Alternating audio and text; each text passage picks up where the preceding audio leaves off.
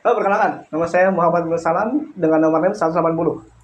Izinkan saya di sini untuk menjelaskan peran dan prospek pendidikan bahasa Jepang sebagai bahasa asing di Indonesia. Sebelumnya, bahasa Jepang itu merupakan bahasa yang cukup viral di Indonesia beberapa dekade belakangan ini. Sejarah mengatakan bahwa bahasa Jepang diminati oleh masyarakat Indonesia dikarenakan eh, banyak peluang kerja dan prospek-prospek industri di Jepang yang masuk ke Indonesia. Jadi peluang kerja di Jepang itu yang banyak diminati oleh masyarakat Indonesia. Bahasa Jepang tuh semakin populer setelah eh, budaya-budaya Jepang tuh masuk ke Indonesia. Contohnya anime, manga, dan industri hiburan Jepang yang meningkatkan minat belajar bahasa Jepang ini.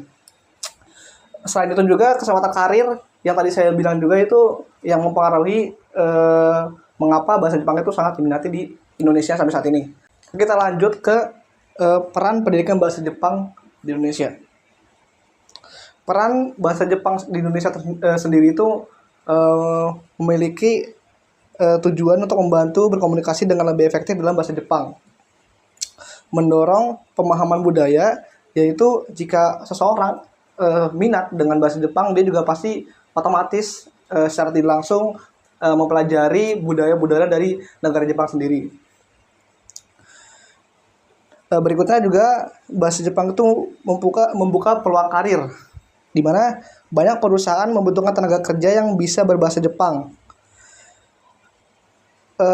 Industri pariwisata dan pendidikan juga memerlukan keterampilan bahasa Jepang, karena di Indonesia sendiri banyak pariwisata yang mayoritas itu didatangi oleh masyarakat asing dari negara Jepang juga.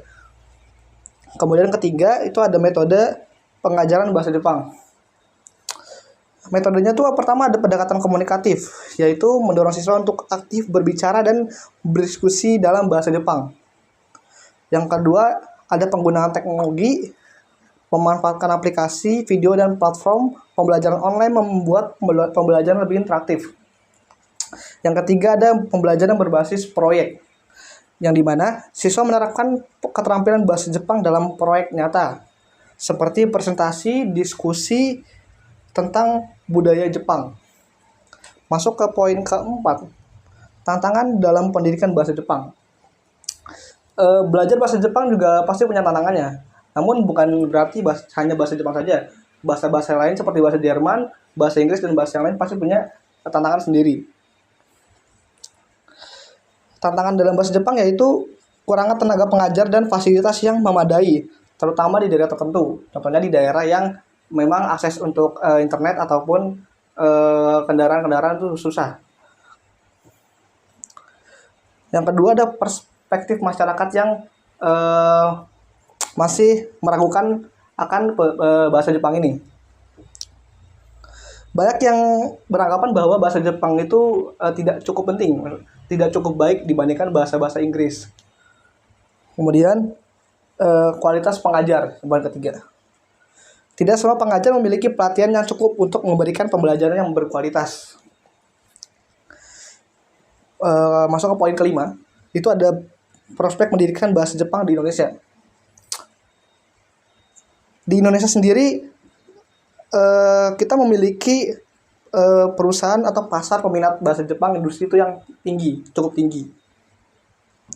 Jadi industri-industri di Jepang itu memang sangat membutuhkan pekerja-pekerja dari Indonesia untuk dipekerjakan di negara mereka sendiri. Kemudian ada kerjasama hubungan internasional. Hubungan Indonesia dan Jepang dalam bidang pendidikan dan ekonomi membuka lebih banyak kesempatan belajar bahasa Jepang. Kemudian ada pengembangan kurikulum yang ketiga. Kurikulum terus berkembang agar lebih relevan dengan kebutuhan industri dan pengajar. Artinya kita sebagai pengajar bahasa Jepang di Indonesia harus selalu update tentang kurikulum berbahasa Jepang supaya kita tidak tertinggal dari pembelajaran dari kurikulum bahasa lain seperti bahasa Inggris dan bahasa Jerman. Kesimpulannya, Pendidikan bahasa Jepang di Indonesia memiliki prospek cerah dengan meningkatkan minat dan peluang kerja. Tentang keterbatasan sumber daya dan kualitas pengajar perlu diatasi. Dengan inovasi dan metode pengajaran dan dukungan dari berbagai pihak, pendidikan bahasa Jepang di Indonesia akan terus berkembang. Sekian, terima kasih.